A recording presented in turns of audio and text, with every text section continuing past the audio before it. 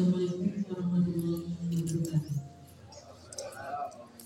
SIKMS yang kami hormati, Sisi Usul ZRI SIKMS, Brigadir Jenderal. Kita semua yang kami hormati, yang kami puji,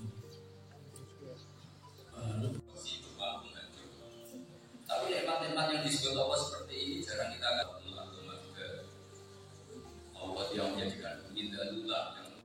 Nah, yang saya ingin menanyakan bagaimana kita tanpa memandang kepentingan beliau, karena saya pernah ketemu orang yang mungkin kalau orang syariat bilang dan syariat. Saya bilang kenapa dia pakai, oke dia tidak pakaian Islam itu nyata, tapi dia ke masjid itu, ya sujud itu Islam. Wong setelah di masjid dia pakai, karena pakai. Ingat, sama-sama yang fakta, dia punya kesalahan dalam berpakaian, dia punya.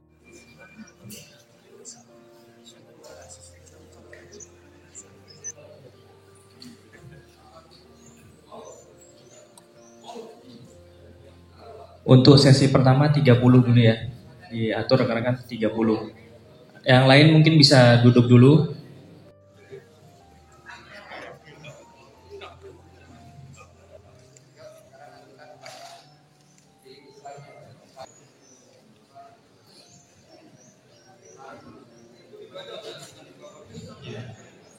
Empat kali.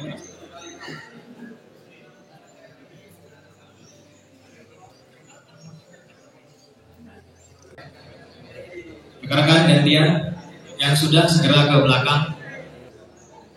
Rekan-rekan mohon izin yang sudah segera ke belakang. Sesi untuk yang sudah di depan silakan jongkok. Peserta untuk silakan jongkok yang sudah.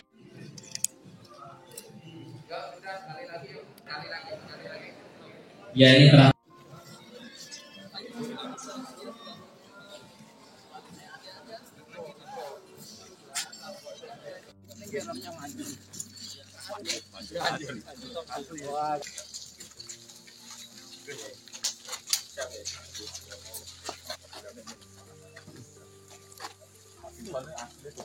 oh tangga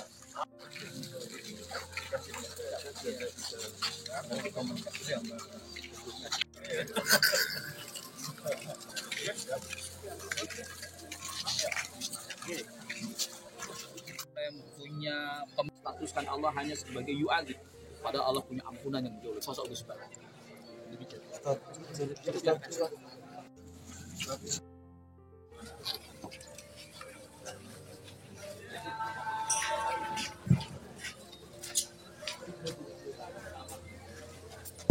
warahmatullahi wabarakatuh.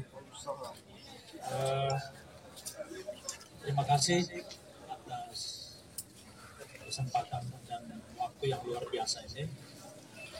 Saya ingin menjelaskan sedikit tentang bagaimana kegiatan kita di sini sebagai Densus 88 yang memang fungsi penanganan anti teror di Indonesia ini. Kami melakukan pendekatan-pendekatan yang komprehensif, baik penegakan hukum maupun penegakan soft approach dengan melakukan pendekatan-pendekatan yang lebih lembut terhadap kawan-kawan kita atau saudara-saudara kita yang kami tangkap. Kenapa ini kita lakukan dengan pendekatan hukum maupun pendekatan lunak? Karena ketika kita bicara tentang penegakan hukum, kita melakukan pendekatan yang tidak melihat ke belakang. Penegakan hukum pada prinsipnya tidak boleh melihat ke belakang. Kalau kita melihat ke belakang, itu artinya kita melihat ada unsur dendam di situ. Ada kejadian kekerasan yang terjadi, lalu kemudian kita flashback ke belakang, itu lebih banyak unsur dendam. Jadi penegakan hukum itu harus berorientasi ke depan. Orientasi ke depan ini dimaksud untuk memperbaiki orang yang kita tangkap atau orang yang melakukan kesalahan, lalu kemudian untuk kepentingan lingkungannya, kepentingan orang lain, dan untuk menciptakan keteraturan. Jadi penegakan hukum itu harus sampai kepada filosofi seperti itu. Nah, dengan kita melihat kepentingan orang yang kita hukum, kepentingan orang di luar yang kita hukum ini dan kepentingan masyarakat, maka dengan sendirinya penegakan hukum itu lalu kemudian menciptakan masyarakat yang lebih baik. Kegiatan hari ini di sini, di mana kami membawa kurang lebih ada 90 orang ex mantan napi terorisme, adalah upaya kita mengembalikan mereka kembali ke masyarakat. Salah satunya adalah membawa mereka ke sini bersilaturahmi dengan para kiai yang mempunyai pandangan yang sangat luas sekali. Kita kenal seorang Gus Baha yang punya ilmu yang sangat luar biasa. Beliau sangat lembut. Saya berharap saudara-saudara yang saya bawa ke sini akan mendapatkan suatu tausiah, suatu pelajaran moral yang bisa mereka ambil, lalu kemudian mereka kembali ke lingkungan mereka, lalu mereka akan menjadi lebih lembut. Ini adalah salah satu upaya untuk membangun kesadaran mereka untuk hadir dan kembali ke masyarakat seperti masyarakat biasa. Dan yang lebih terpenting lagi adalah bagaimana kita memanusiakan mereka. Karena bagi saya manusia itu lahir sudah diberikan martabat yang luar biasa.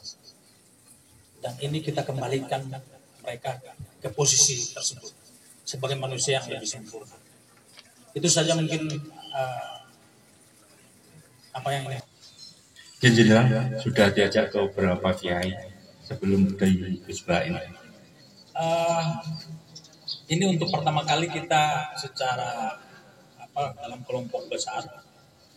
Tapi dalam beberapa kegiatan-kegiatan seperti Satgas Wil Jawa Timur juga melakukan kegiatan di membawa kawan-kawan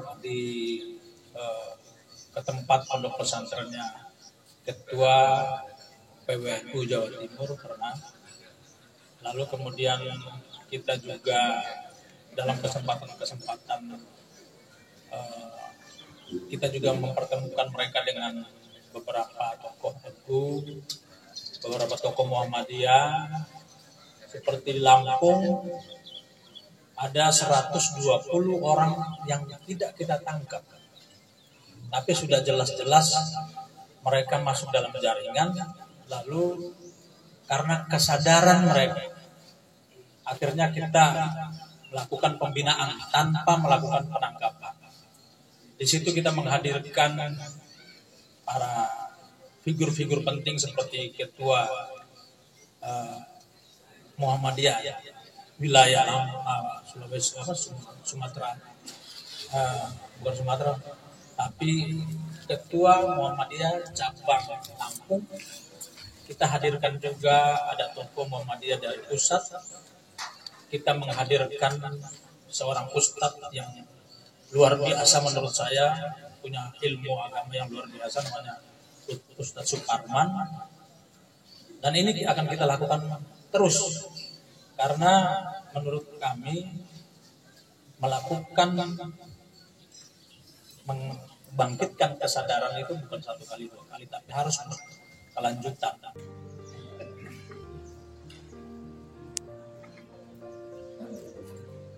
Assalamualaikum warahmatullahi wabarakatuh. Yang kami hormati, Presisi Usul ZRIU SIKFSI, Brigadir Jenderal. Baik, assalamualaikum. Assalamualaikum warahmatullahi wabarakatuh. Alhamdulillah saya sebagai korlap, nama saya Sofan Sauri. Saya membawa ikhwan-ikhwan sekitar 90 orang.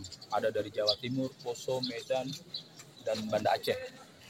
Ini sebagai sebuah saya sangat mengapresiasi kegiatan ini yang difasilitasi oleh Densus 88, yang apalagi selama ini ada tuduhan-tuduhan miring terkait kasus-kasus yang sebelumnya. Artinya beliau sangat care sekali, sangat humble, ya, mengadakan acara-acara seperti ini. 90 orang yang sudah tobat kembali kepada NKRI untuk kemudian dengan secara tawadu, secara ikhlas, kemudian mau sowan ke Gus Baha, menimba ilmu, menyadari akan kesalahan selama ini yang pernah dilakukan oleh ikhwan-ikhwan.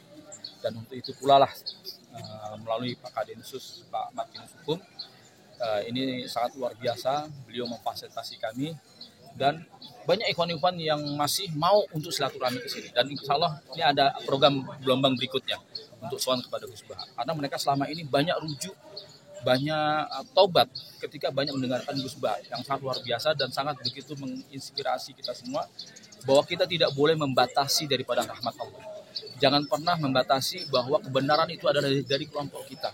Ya, bahwa Allah sangat besar rahmatnya, jauh lebih besar daripada azabnya, ampunannya lebih luas. Maka kelompok-kelompok kita dulu itu suka membatasi rahmat Allah. Seakan-akan kebenaran itu ada pada kelompok kita. Kita egois dan sebagainya.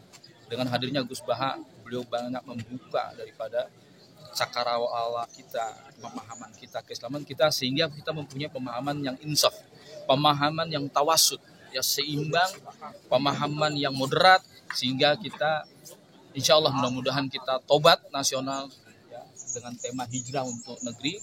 Maksudnya apa? Kita pindah dari pemahaman-pemahaman ekstrim, pemahaman-pemahaman intoleran dan radikal, lalu menuju kepada pemahaman yang tawasud, yang adil, dan bersama-sama membangun bangsa dan negeri.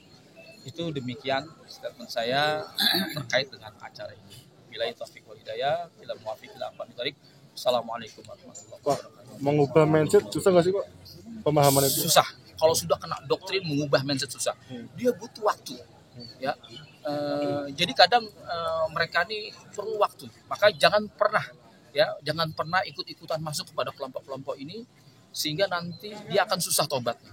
Karena terkait dia akan dibully, dia akan diintimidasi, dan tidak mustahil ancaman-ancaman pembunuhan daripada kelompok-kelompok lamanya. Maka jangan pernah coba-coba, yang pernah cukup kami yang menjadi pelajaran, contoh, ya, yang orang lain jangan pernah mengikuti. Insya Allah kita akan terus memberikan edukasi kepada masyarakat terkait dengan kelompok-kelompok radikal yang mengancam bangsa dan negara ini dan mengancam daripada perpecahan dan kesatuan bangsa. Kalau kembali lagi ke masyarakat susah nggak Pak? Susah juga. Kita untuk membunuh stigmatisasi bahwa kita teroris itu sulit. Maka saya katakan butuh waktu. Kita perlu yang namanya butuh kepercayaan kepada masyarakat dan sebagainya, ya kan? Dan mereka juga menghati-hati. Maka kemudian teman-teman yang sudah tobat ini kita harus ikrarkan, kita tunjukkan bahwa kita sudah steril, kita sudah move on daripada pemikiran-pemikiran tersebut.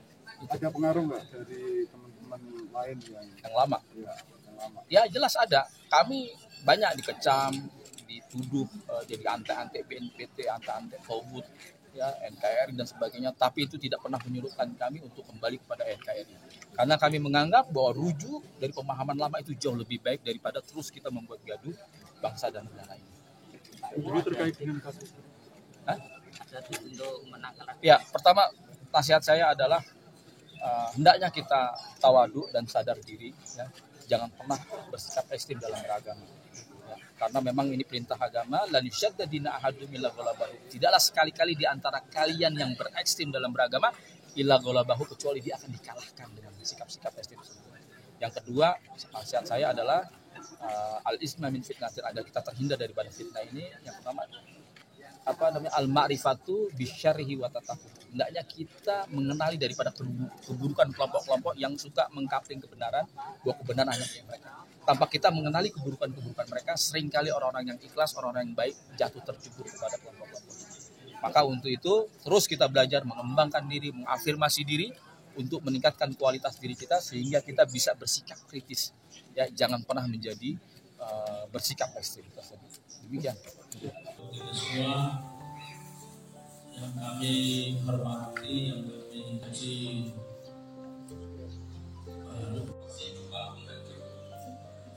tempat-tempat yang disebut Allah seperti ini jarang kita akan Allah yang menjadikan bumi dengan ular. Nah, yang saya ingin menanyakan bagaimana kita tanpa memandang kepentingan beliau, karena saya sampaikan terima kasih dan apresiasi setinggi-tingginya kepada Detesmen Khusus 88 yang telah menyelenggarakan ngaji bareng dengan Gus BH. Jadi prinsipnya memang keberagaman, kemajukan di bangsa kita ini sebenarnya sudah bagus. Tinggal bagaimana kita sebagai putra-putri bangsa merawatnya untuk keutuhan NKRI itu. Jadi ada berapa ex-napiter yang hadir? Kurang lebihnya 90. Sebenarnya ex-napiter ini sudah ikut ngaji Gus BH yang khususnya di Jawa Tengah, Jawa Timur. Di pesantren kami itu ada kajian tafsir 2 minggu sekali, dan ex-napiter dari Semarang, Kendal maupun dari Jawa Timur sudah banyak yang ikut. Cuman karena ini ex-napiter seluruh Indonesia, perwakilan ada yang dari Sumatera, ada yang dari Lampung, ada yang dari Sulawesi. Jadi yang hari ini itu hampir perwakilan dari seluruh Indonesia. Begitu juga kita lakukan secara Zoom yang masih di tahanan-tahanan itu. Kalau rangkaian acara hari ini apa saja?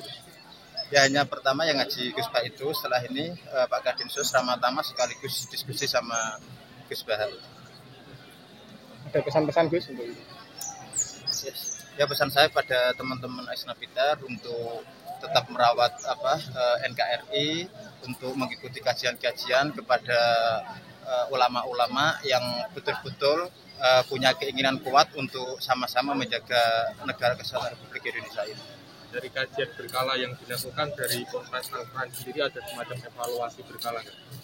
Oh enggak, jadi sebenarnya ngaji ini sudah sejak almarhum abah saya, kemudian diteruskan sama Gus BH, jadi enggak ada, jadi semua berhak untuk ikut kajian-kajian yang pada hari 2 minggu sekali.